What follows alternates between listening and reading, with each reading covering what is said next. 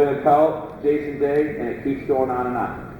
I would like us all to welcome Ben Shear to the stage, and he's going to give us a talk on bridging the gap for mobility and stability and helping us understand those two concepts. Welcome, Ben.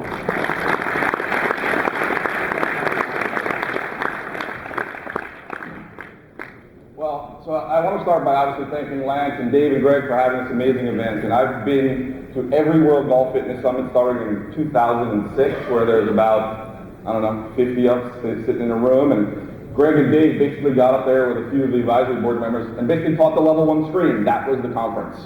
This is how you do pelvic tilt. This is how you do torso rotation. And we sat up there and did it. It's amazing to sit here today and have, 700 people in the room versus the small group of us that started back then. And to me, the most important thing that TPI has done for all of us, and something that very few people in the industry can create, is they actually created the industry. And many of us in this room are fortunate to have jobs just because of what they've done. So I think we all owe them a big thanks for creating the golf fitness industry as a whole. I know this weekend a lot of people have talked about Ramsey, and Ramsey McMaster, a lot of you may not have had the pleasure of getting to meet. And before I start, I want to tell you maybe one of my Ramsey stories and share what type of guy he really was. I've been in the golf fitness industry, started training my first tour player in 1999, and as I went through the process, I was trying to learn more and more about people who were working with golfers. I knew Dave and Greg long before there was TPI, and I was trying to find different people. And someone had told me, oh, there's this guy in this Melbourne golf clinic, Ramsey McMaster. He has this incredible stuff. He does this crazy stuff. I really can't explain it. You got to just go check it out. So I go online, I Google him, and on page 4027 of Google, you find Melbourne Golf Clinic, and you start clicking. He's got all these videos. He's got so much information. And if you ever met Ramsey, he's like this all over the place, super hyperactive guy. And his website was kind of that way too. You really couldn't figure out, like, what do I actually buy here? So I sent an email to him, and I'm like, hey, my name is Ben Shear. I live in New Jersey, and I'm kind of interested in your products, but I'm not really sure what to get. An hour later, my phone rings. Ramsey McMaster from Australia. 4 hours later, we got off the phone. He sent me $500 worth of products and charged me nothing. Just wanted to share what he does. He was an incredible guy. He was a guy who wanted to share what he did, give back to everybody else, help grow the golf fitness industry. His passion was second to none. So I was fortunate in 2006, the first fitness summit, Ramsey was on the advisory board, and I was fortunate enough to get to meet Ramsey, and we were talking, we got along great, and had some beers, it was a good time. And like we had the social last night, at that summit, Dave and Greg had set up a thing at Epcot, and we had like this party at Epcot. We took buses from the hotel over to Epcot. So everybody had a few drinks, we were hanging out and partying. On the way back, 60 grown adults sitting on a bus, and Ramsey had every single person singing a song about kicking your grandmother off the bus. So he had this amazing way of taking everybody, whether it's sharing his passion, going out and having a beer and having fun, bringing people together about golf and fitness, that I've never seen anybody else do. And I think that for me, not having him here is a really sad day. And I think anybody who's here should go and look and learn more about his work. There's even a website that people have written amazing things about Ramsey and their experiences. And I think you'd all be better for learning a little bit about what he did. He had a great way, and as he'd like to say, he'd make you feel better. Okay? So enough of Ramsey, but again, if those of you don't remember, there is a donation going on in the back for Ramsey and his family and for his kids. Anything would be greatly appreciated if you're willing to go over there, share a little bit, give back to his family. I'm sure it would be greatly appreciated. Let's get on to this. So last night, I'm sitting at the bar, and I'm talking to Greg. He's like, oh, you prepared for tomorrow? I'm like, yeah, I'm ready. I worked on my slides, I did this, I did that. And he goes, oh no, you don't do it like that. He's like, here's my experience. You just get up and you do what you do. Tom House, he had no slides. How great was his presentation? No computer even. I'm thinking, man, I put a lot of time and effort into making these slides. And I was like, really? Now what am I going to do? You know, I love listening to Greg talk. He's like real smart, and he's charismatic, and he stands up here, he can sell you the Brooklyn Bridge. You buy anything the guy is selling. So I'm trying to take his advice, I'm thinking about what he said. I'm like, what should I do? Slide one, here we go.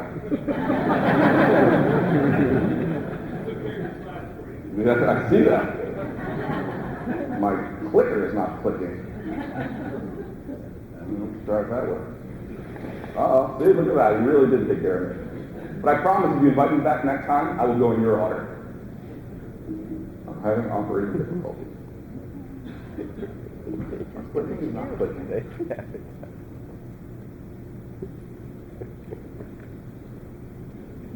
Maybe we're going to go with no slides. No? He always gets his way.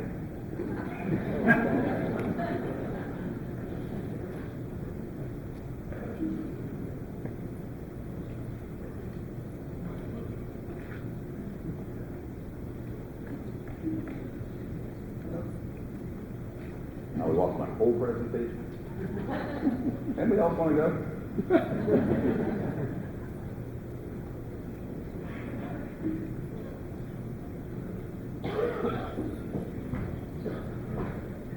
I'll just hold my computer up and turn it around for you.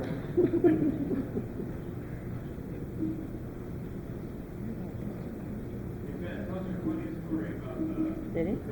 No, no way. I like my job. I'm frozen. Okay. So maybe we are going to start from the beginning.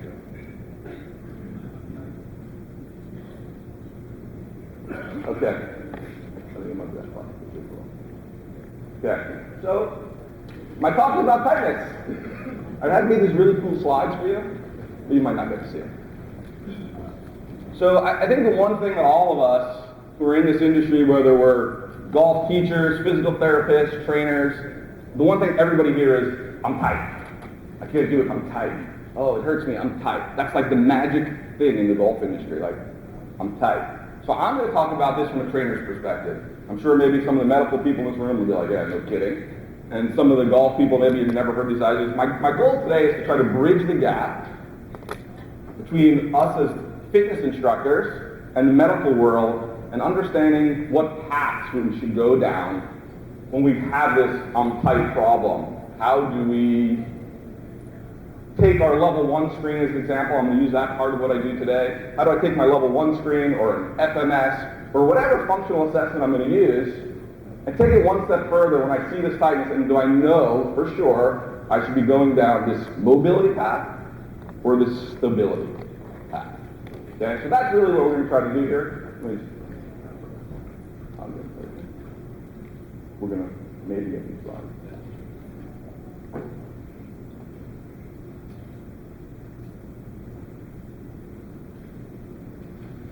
So that's going to be my goal. So what I'm going to do is, I'm going to go in Greg's order, I guess. I'm going to start calling people up here, and then we'll kind of rehash. Lucky you, man. It's so brutal. Okay, so I'm just going to go live here, and let's do this. Who in this room is tight? Raise your hand. So we're actually the experts on this, and everybody in the room is tight. I see a problem. Okay? I'm going to do some of the different tests. I'm going to bring people up. We're going to talk about their things. I'm going to show you how I would break it out, and then see which way you would go and how maybe you would go approach trying to figure out why their tightness exists. So all those people, put your hands back up if you're tight. How many of you stretch? Keep your hands up. Foam roll. How long have you been doing that? Years. At what point when you're doing that, you say, maybe this is not going to work.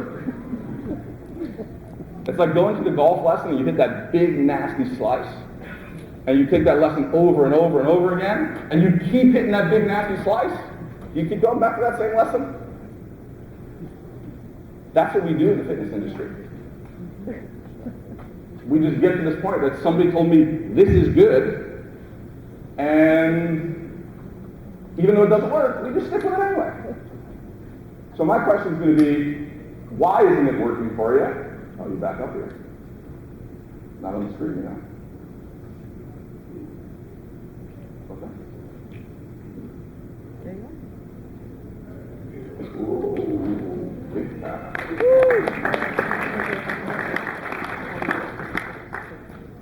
Wasn't my fault.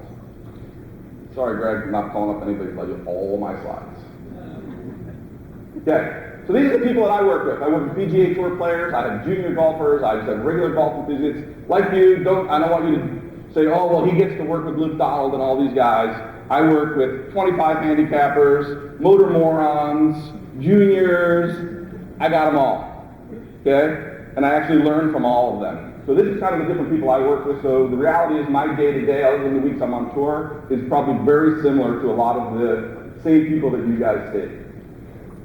Okay, my approach I think is pretty comprehensive. It's and individualized. These are things that I look at. I think my approach is pretty multi-dimensional. I think that the big thing a lot of you as fitness people in this industry, if you want to have more success, you need to be better at the golf part. I don't mean better golfer. I mean you need to understand golf better.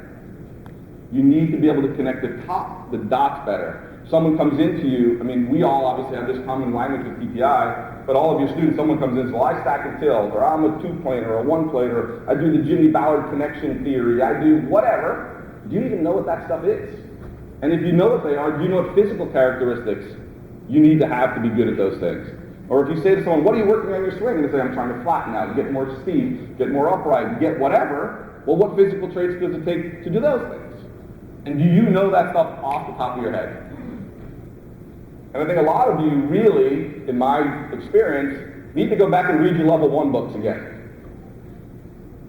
As I interview people and I talk to trainers all the time, I have a tendency to, I will always ask them, oh yeah, I do this golf stuff, I'm TPI certified and this and that. And I'll say, okay, great. So according to TPI, what's the number one reason people go over the top? And they all look at me like I'm from Mars. And I'm like, so you don't really have it. If you don't know it's because you can't start the lower body, you got a problem. You're not a golf expert. They taught it to you, but you don't know it. So my biggest advice to everybody, why I think I've been successful is, I think I'm really good with connecting those dots. It's why Greg actually teaches tour players to play golf. He can connect those dots. So this is me when I talk.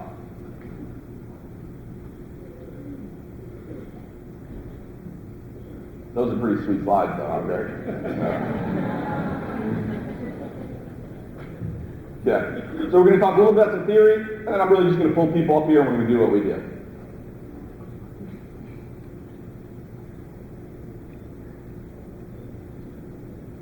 I think this is how I run my life. I never go like this. I'm always trying to look at things differently, and it always ends up making me change the way I look at things. And I think too many of us, we get in our camp and we stick our flag in the ground and say, my way is the way, I've got all the answers. And what you don't realize is, yeah, maybe for the clients that you still have, your answer worked. But the clients who left, you know why they left? Because your answer didn't work. But you don't connect that, because the people who stay around you are the ones whose your system actually fits. So I think you need to be adaptable. I think when Mike Adams talked about yesterday in golf and showed hey, look, it doesn't really matter. You have to have the tools, and there's different ways for different people. I think fitness is the exact same way.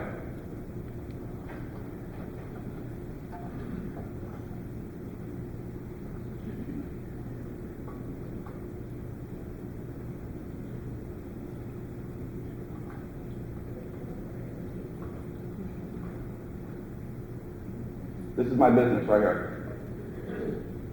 I think about golf and training in a scientific way, and I think in golf there's a lot of different elements. Okay? Mobility, stability, coordination, strength, balance. We don't need to go through them all. Over here we're talking biomechanics, nutrition, focus, hydration, rest, all of these cool things. We got launch angle, spin, all these belt things. We got to be able to hit drivers, wedges, hybrids. There's so many amazing elements that go into this. And I think we need to not necessarily be experts at all of that. For us fitness people, we need to be experts in the orange. But we better understand some of all the rest. Okay? We need to understand all of that.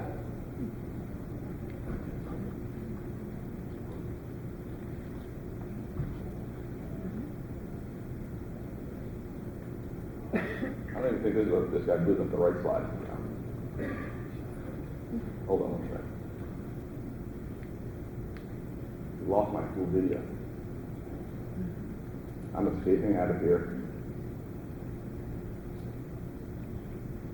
Somehow, we are not in the right thing. This is the right thing. I'm going to start here. Okay.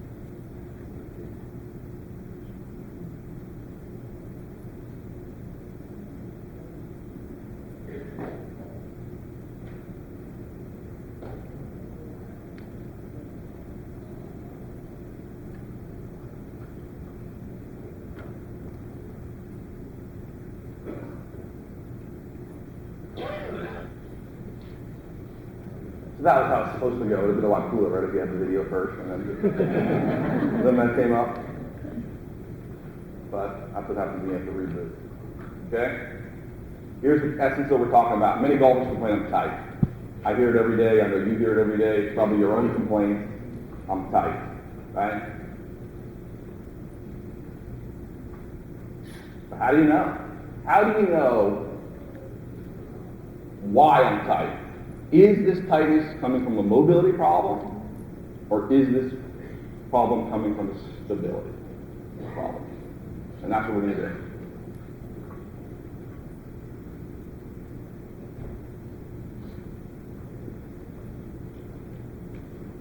Has everybody heard this before? Proximal stability allows for distal mobility. Has anybody not heard that term before? Does everybody understand what that means? If you don't know what it means, raise your hand. Okay, because I was going to call on somebody and say, explain it to me. So basically what it means, I'll use the shoulder as an example, and I'll use the 90-90 test, and we'll call somebody up and do the 90-90 test. But if I go do my 90-90 test, right, so this is the distal end out here, right? We know proximal distal, right? From the middle and farther away. Okay? That if I don't have stability at the shoulder blade or at the scapula, I'm not going to have good mobility at the distal segment. Does that make sense? Okay? So that's a big concept, I think, that we got to really make sure we stay with.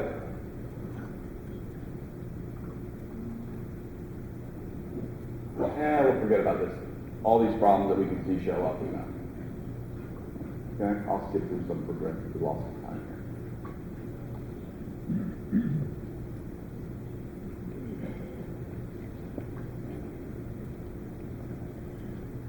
We got all these different factors. A lot of times people come in, it's amazing with our tour players, how sometimes you can take them on a table and do range of motion testing and muscle test them or something, and they fail a bunch of stuff, and you give them a glass of water and it all comes right back. How many of your clients are dehydrated and don't get enough sleep, and all of these variables that need to be taken into consideration? It's strictly on ice. Knows how to take a shot on a frozen reef. Brilliant, stand up. Take time. So make your way towards the pool. Six iron. Perfect. Can't go under it, it's frozen.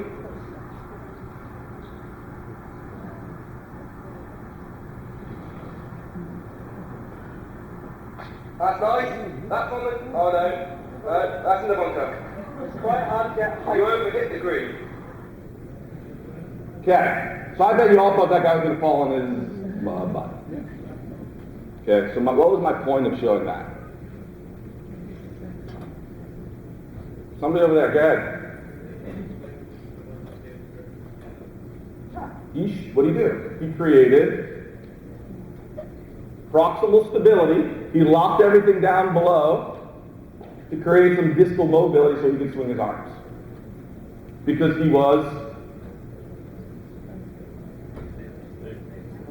unstable. Very good. Okay? So this is just a simple example of what the body does naturally when it senses instability. Right? It tightens up to protect itself so it can actually create whatever movement is necessary at the distal end.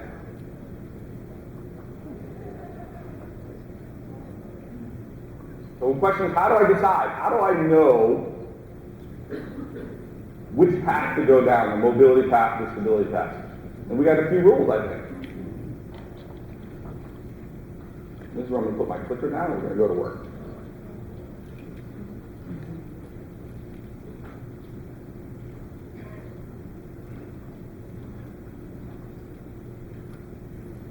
So we all hear, I'm tight. Then we all have a bunch of functional tests. I'm going to call the TPI level screen a functional test. Okay? FMS, even within its name, is a functional test. Okay? So we have all these tests. In the medical world, they have all these tests, and then they have all these breakouts, which really lets them get to the answers that we're looking for as trainers. And we maybe don't need to understand it to the same level that they do, but I do think there's a step that's not being taught that we're all missing in the fitness world to connect us as trainers back to the therapy people. So I'm going to have my functional test. If I have pain, I'm going to refer them out to physical therapy. That is not our job. And then I have two rules. And that's what we're going to do here. I have two rules. Whatever the movement, anything can be a functional test. You can be watching somebody do an exercise and you don't like the way they move. That's a functional test. As long as you can duplicate it again and reproduce it and go back and recheck, that's a test. So there's two things I do with those things. I have two choices, really. I don't have to do both. I can do one or the other, and I'll show examples of both. I can either add external stability to the movement, or I can remove the stability demands. Those are my two choices. If range of motion increases when I do those things, I have a what problem? A stability problem. If I take away the stability demands or externally add stability, I have a stability problem. If I take away the stability demands or add extra stability and you still can't move, you have a... That's it. Is that complicated? Okay? This is it. That's as simple as this needs to be.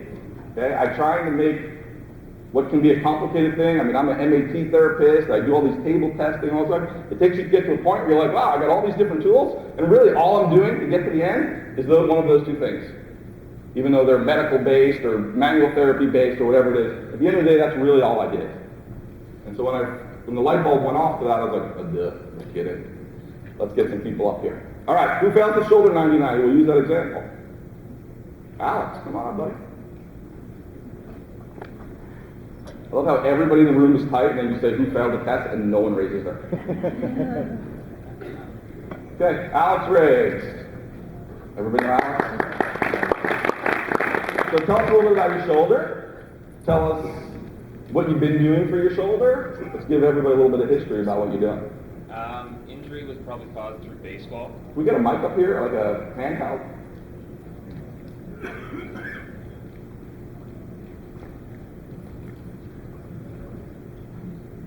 Awesome, thank you. I played a lot of baseball when I was younger. Definitely a cause of early specialization, and had a lot of tendonitis, elbow, rotator cuff issues in the shoulder. So just as soon as I started going through TPI, I noticed that with the external rotation test with the 90-90, right side was a lot worse than the left. Okay. You have pain? No pain. Okay. Just restriction. So Alex is a golf professional. For those of you who don't know Alex, works over at Core Academy. And does it affect your golf? I would say yes. Okay. So that's always the first question I ask. Does it mess up your golf? Because if someone says to me, I have no pain, it doesn't bother me, and I'm hitting it great, I'm careful to change that. Okay? Especially somebody who plays at a pretty high level. Let's turn to the crowd here. Let's show everybody your 90-90 test. Well, I'll hold this for you. Okay, let's show everybody what you got. Okay? That's it? Awesome. Okay? So he's probably a little bit short of 90, right? Everybody agree with that? Okay? And, you know, if he wasn't a high-level golfer, you might say, that's fine, good enough. Okay, let's just see the left, just so we have some comparison. And he's working hard, you can see him shaking. And so I would actually say he's pretty close there. I mean, maybe he's slightly over 90 on that side and a little bit under on the other side. Everybody see that? Agree with that? Okay. So what do you do now? What have you been doing for it? I've been doing some wall slides. Okay. I guess working on potentially pec tightness. Okay. So let's do this. So if Alex came to me, he says, man, I got the shoulder issue going on, it's tight, and I'm like, okay, well, I see a little bit of a mobility issue. I don't think it's terrible what Alex has by any means. I'm going to say to him, well, I need to know. So I'm going to have you come lay on the table for me. And let's put lie with your head on this side, on your back. So which of those two options on my test was I doing? Am I adding external stability, or am I removing stability demands? In this example, I'm actually going to be doing both. Because right now, is his scapula being stabilized by the staple? Correct. At the same time, I'm removing the demand a little bit. So I'm going to actually passively take Alex's arm here. You have to slide a little bit towards the edge this way for me. Okay, and I'm going to actually take his arm. And I'm not forcing that at all. But what do you think? How much range do you have in there? 115? I mean, I can't see because I'm not over there. And I'm not pushing hard. I'm going just kind of to where his natural stop is. Okay? Did everybody see that? So does he have range of motion in his shoulder? Yes. Does he have a mobility problem? No. He has a stability problem. So he's releasing his tight pecs and doing shoulder wall slides. Is he doing a stability fix or a mobility fix? You know why his shoulder's not better? He's on the wrong road. Does that make sense? You can stand up here. So for me, it's really that simple. Was that easy? Can everybody here do that? Does everybody understand what I'm trying to do there? I'm trying to put you on a path. Right? He's brought a mobility fix to a stability problem. And you hear a lot, I know Greg says it, I hear Greg Cook say it. Don't bring, Charlie say it, don't bring a stability fix to a mobility problem. Agreed. Guess what? Don't bring a mobility fix to a stability problem. Because I personally think that if I started stretching Alex's shoulder like crazy, I'd probably jack up his shoulder a lot worse than it is now. Because it's unstable. Does that make sense? Bueller? Anyone? Okay, just making sure everybody's following along. Okay, awesome. I'm going to help you later. I'm not going to give everybody their fixes for everything now. I want to give more examples of how you do this. Let's look at, we'll do an FMS test to show that there's variety in what you do. Okay? Anybody here has done FMS before? Anybody fail the hurdle step? Here you go, come on up. Yeah, come on.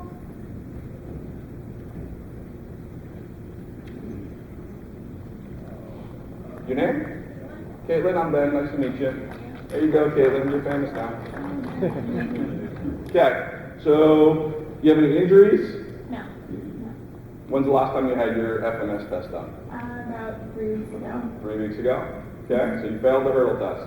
Yeah. Okay, so we're going to show everybody how awesome you are at the hurdle test. We're going to have you take those shoes off, which are making you more unstable before we start. I will bring this over here. Is everybody familiar with the FMS? Raise your hand if you're not. Where's Chris?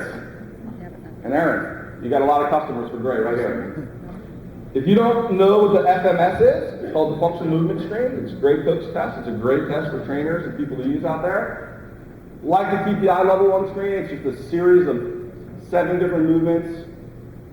As a tool, you use this little kit here. You go through a series of movements, and it leads you down, obviously, different paths of what the problem is. I think if you combine some FMS with your TPI, it's a great tool to do together. It's really simple and fast to do, just like a level 1 screen, and it can provide you with a lot of information. So we're going to show one of the tests. It's called the hurdle step test. Okay, so we're going to have you come up here. So basically what I'm going to do is, she's going to put her toes on my board. I'm going to slide this to, how does that look from there? Just below her knees a little bit. That's actually not too bad. For today's purposes, it's going to be fine. I'm going to have her take this dowel. She's going to put it behind her back. I'll take the mic, don't worry. And she's going to have to step over, tap her heel to the opposite side, and bring it back. And what we're looking for is that she doesn't do this, she doesn't do this, she doesn't do this, that she can keep the bar parallel to the ground, she can track ankle, knee, and hip directly over one another, and bring it right back in place.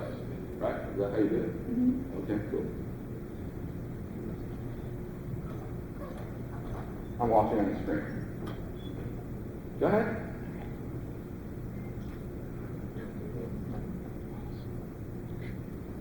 Okay? Try the other side.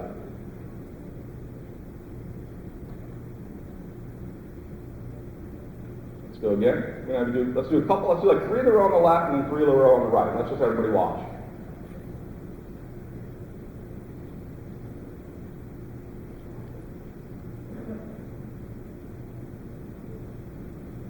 Okay, good. And the other side.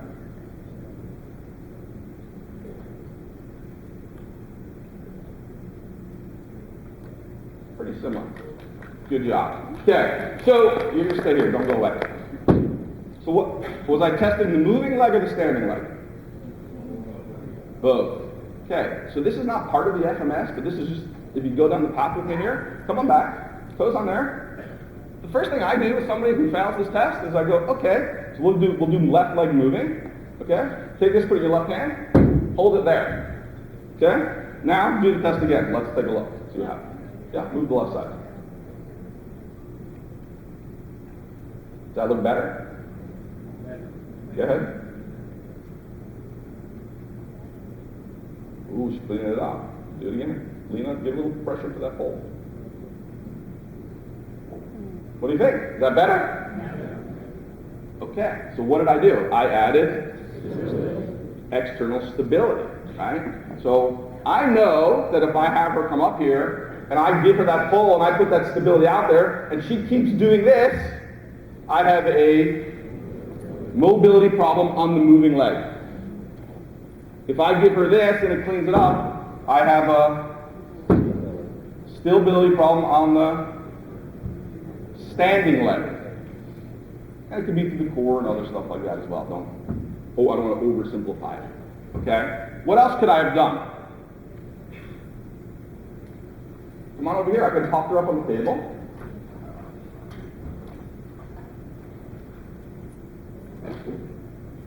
I'll hold this stuff over. Take my time. On your back for me?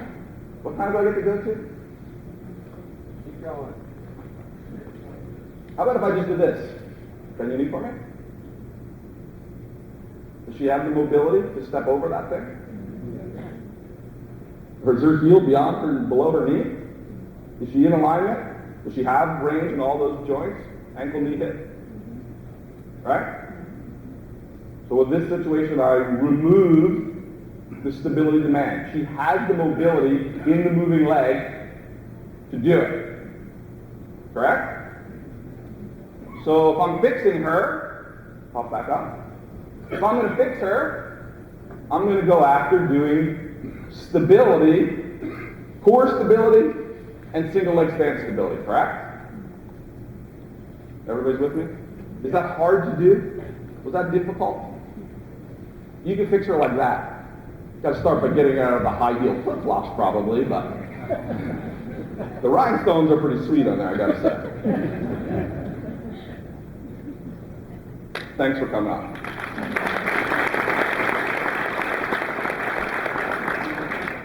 Okay. We'll do a couple more, and then I'll put up a few more slides, and then people want to ask questions or whatever. Let's do this out of the way. How about pelvic rotation test? TPI does this for you in one of the tests. Let's review that idea. Who fails pelvic rotation? It's amazing how awesome you guys all are. I would like to have at the end of this breakout, me, Lance, and Greg come up here, and start testing all of you. And let's see how many liars we have in this room.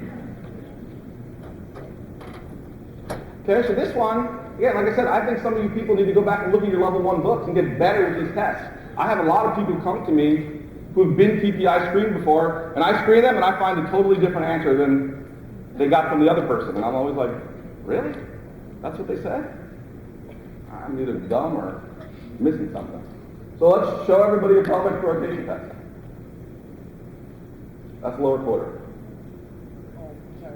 Review your level 1 books, people. Pelvic rotation. Okay. You can do that one? Yeah. I'll go sit back down. Thanks for coming up, Doc. You may not come back up here. I'm going to prove the point that it doesn't matter what the test is. Let's do her lower quarter test for her. Okay? Let's see your lower quarter. You want a golf club or something? I think we might be able to find one over here. You got like 9-6 irons that you can use? We'll just use this here. Okay. See it? No, lower quarter now. Back to where you started. My point is, it doesn't matter. Okay? I personally like people to hook that bar this way. I think when they have their hands here, it becomes a steering wheel, and it becomes very deceptive. So what I'd like to see you do is when you put this on here, you just pull it in. I want you to hook your thumbs into your sides, and so when you move this, there's no this. Okay? Quality of your test. Okay? And let's see the other side. So it looks pretty good in external rotation, not so hot in internal, yes? Okay, let's see the other leg.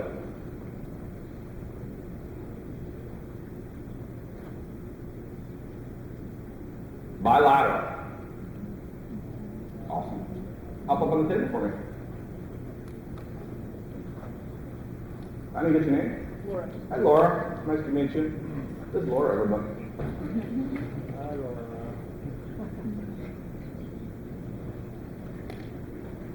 All right. You know you only allowed 14 clubs in the bag, guys? Okay. So watch how simple this is. Ready? I mean, I'm really smart. I've been working really hard at figuring this out.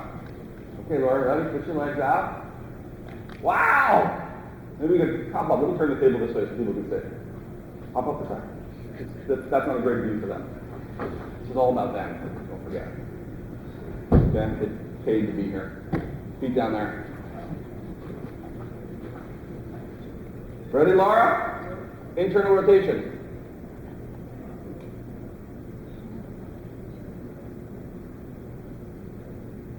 Is Laura capable of going into internal hip rotation?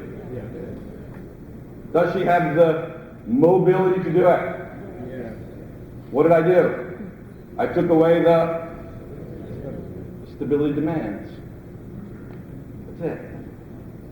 I'm really not that smart. It's really not that hard. She has internal hip mobility.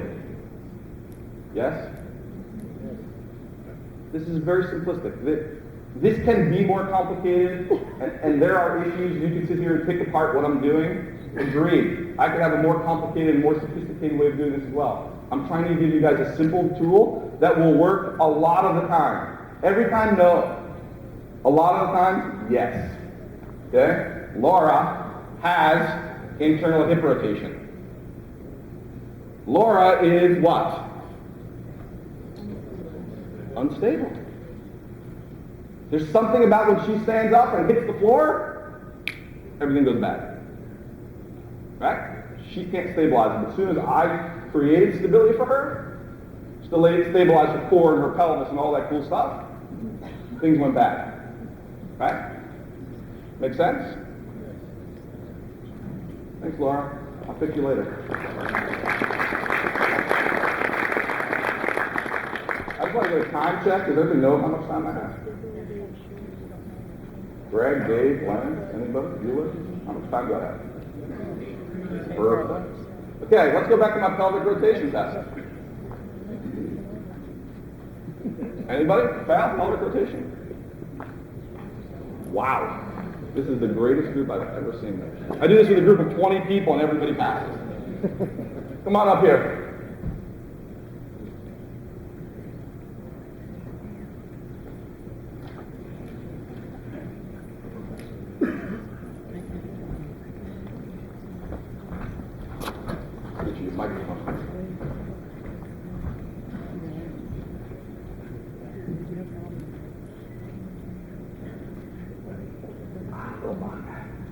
What's your name? Dave, Ben, great to meet you, buddy. Have a mic. So, you big golfer? Not a very good one. And so you like playing? I do like to play, yes. Okay. And are you a golf professional, medical guy, fitness guy? Fitness. What? Fitness guy? Okay. Cool. So, how much golf do you play? Probably 2-3 rounds a month. Just playing. So you're an arm swinger. I'm trying not to be. But you are. Okay. You go over the top? Sometimes. Okay, cool. Thanks for those guys. So let's have you show everybody your pelvic rotation test. Rotation, not tilt. Yeah, try.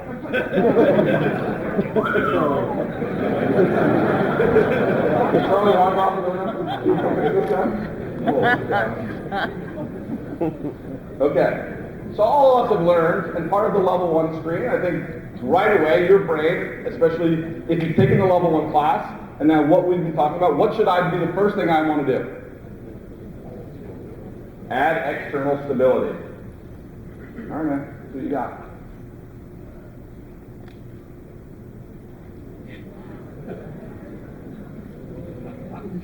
My boy in the house. Okay. So this is why are you standing way back here, man? It's kind of uncomfortable. Look, man. Don't be shy. Okay, you're not on TV. Look.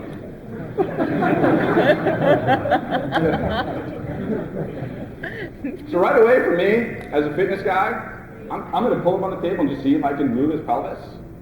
But right away, when I add that much external stability and I get no change at all, what are you thinking? Here's my question about mobility for you guys. As trainers, what tools do we have for mobility? So someone's got a mobility problem. What do? I heard stretching. What else? Anybody? Foam roll. What else? Stick. Okay. Self-myofascial release. We'll put that in one big bubble. Anything? Oh, send them to thirds. I like that. So here's my thing as a trainer. We don't have a lot of good tools for mobility. I wasn't going to say this, but I'm going to say it anyway. All of you that I said in the beginning, who's tight, and all of you raise your hands, and like, how many of you stretching, and everybody kept their hands up, and everybody's still tight? Well, guess what?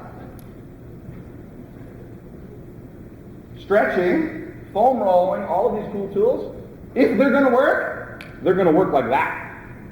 When I have somebody come in, and they're tight, and I see it as a mobility issue, and I get them on a foam rolling program, maybe doing some self-mobilization, Z-health type stuff, and I get them doing some stretching, literally within a few weeks, they're fixed. They can move again. Not saying we don't need to maintain it, but it's like they come in and like, wow, I feel better. And their new starting point is high, and higher, and higher, and higher, and higher, and they get better really fast. It works. Because you know why? That's what they needed. My problem is when I find true mobility problems, that only works on a very small percentage of people. That's why the whole TPI concept of team is so important. Us as trainers, and every state has their own laws, but us as trainers, we are not supposed to be manipulating people. We are not supposed to be touching people. We are not supposed to be mobilizing people, doing all this stuff. Keep your hands to yourself. At least while you're on the clock. Build a relationship with a physical therapist that you trust. Feel good about sending them to somebody who actually has the skill set to do all the capsular work and all the other amazing things that the physical therapists are trained to do. We're trainers. That's not what we do. You try your foam rolling, you try your basic self-myofascial release, and guess what? In 2-3 weeks, whatever it is, they're not better. Get them out. Send them off. Have somebody else help them. You are not going to help them. It is not going to happen. Your foam roller, 7 months later, is not going to magically one day go, oh my God, I'm fixed. If it didn't work, it's not going to work. And if it's going to work, it will work right out of the gate. We have limited mobility tools as trainers. Does that make sense? Stinks, but that's the deal. And physical therapists have great manual therapy techniques that they can use to start doing it. Let me ask you another question. Let's take our situation here a little bit farther. And this is kind of just the way I think, right? So he fails our pelvic rotation test. I mean, he got a more fit legs. I don't really know what he was doing there, but you can't actually rotate this. What other things, if you want to go down the path, what other tests in your mind, and I'll stick with the TPI test, what other tests in your mind you think are related to pelvic rotation?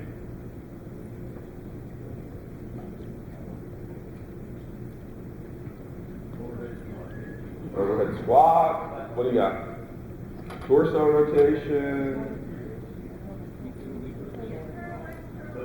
Internal, external shoulder rotation? Oh, hip rotation? Okay, so now you're thinking, right? So obviously he needs to go through internal, external hip rotation. How do you do in the lower quarter test, man?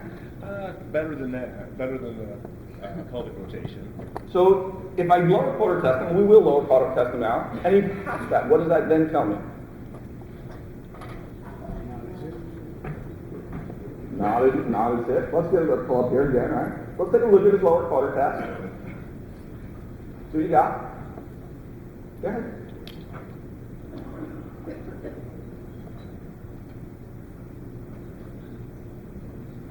Hook your fingers again. Another cheater. We need to get a little thing, TPI, little belt, like a band that you put. That's like an arrow that sticks out in the front, and you snap it on. And then you just have the person you just look where the arrow points. That'd be super cool. You'll be selling that on the website soon, I bet. Okay, let's see you go. Okay.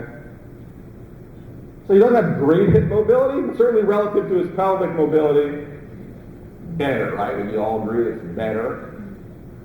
Okay, so I'm thinking, well, maybe there's some contribution there, right? Like, how can I rotate my hips all the way over here if I can't internally rotate over there, right? I mean, does that make sense? You guys got to start going down this path where if you fail one test, well, what other test is that related to? Okay? So then I can put him up on the table here, right? We can check his hip rotation. Let's just look at your hip rotation on the table like we did before. Up, keep down that way. This one? Yeah. Smile for the crowd. Keep your legs closed, please.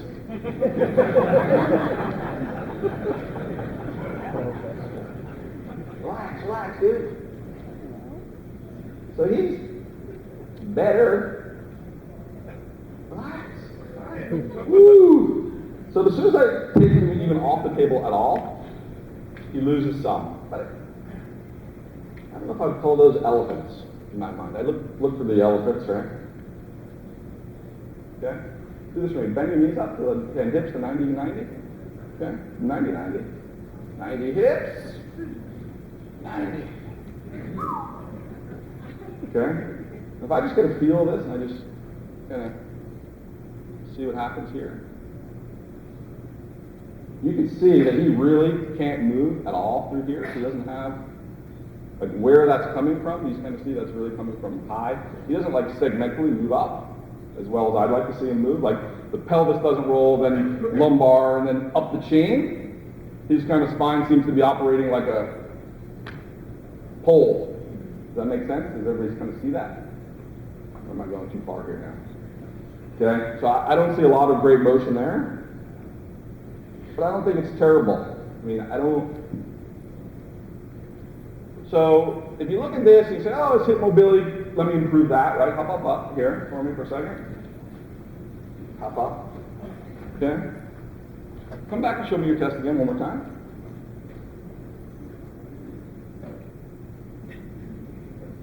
You play any sports when you were a kid?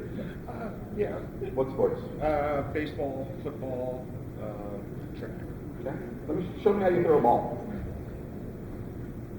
Okay. Come on back down to your posture. Try again for me.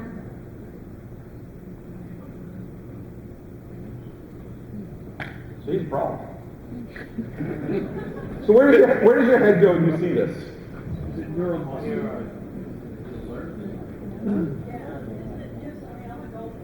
Perfect. Good. Yeah. Yeah. Mm-hmm.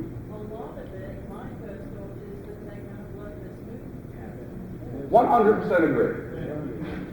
What's that? Yeah, so she's a golf professional, your name? Suzanne, she's a golf professional, and she said, when I see that, I think he just doesn't know how to do it. Guess what?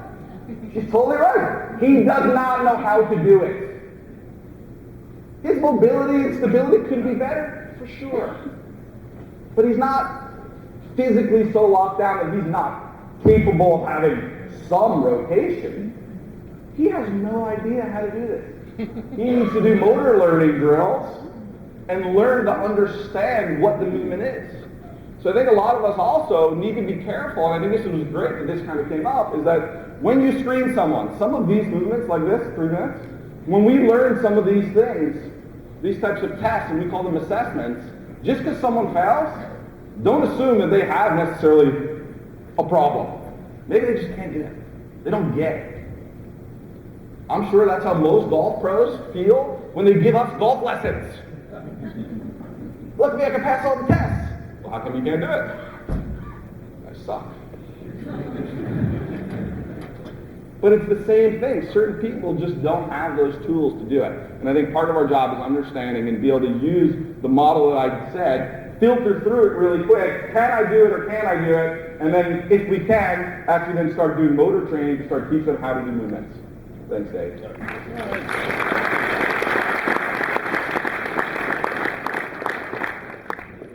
back to this one. So that's my little model there. I think that's kind of what the whole take home here really is what we want to do. So I failed my test. I added, reduced my mobility and stability. I stopped. I looked. Did range of motion increase or is there pain? Refer to the PT. Yes? I fix them with stability. No? I go after mobility. Simple? Yes?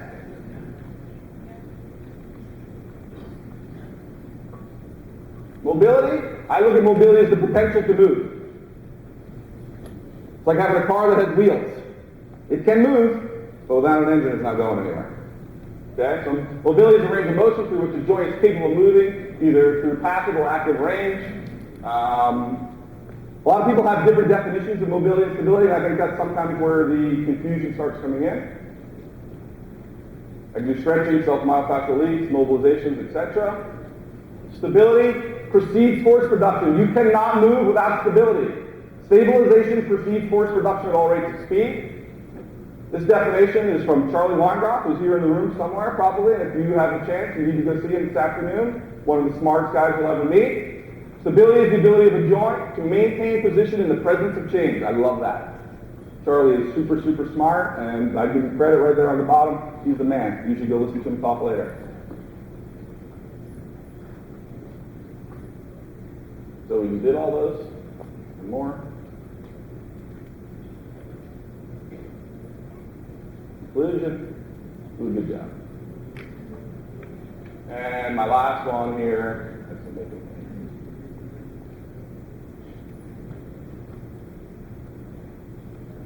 Thanks to all the people who support me.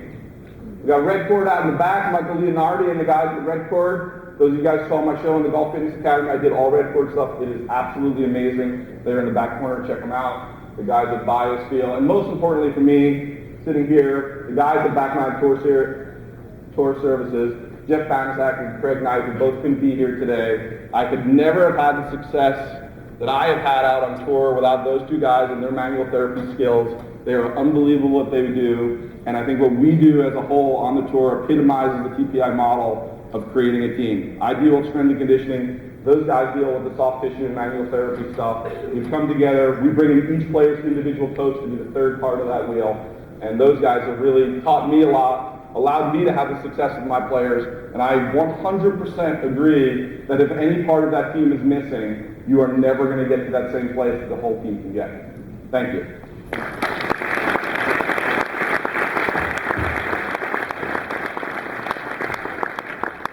Thank you very much, Ben. Very good talk. Ben will be available for questions over here if you want for the next 10 minutes. Other than that, we'll meet back at 10:20 and talk over some bullet points. Thank you very much. Mike Weir's fitness coach.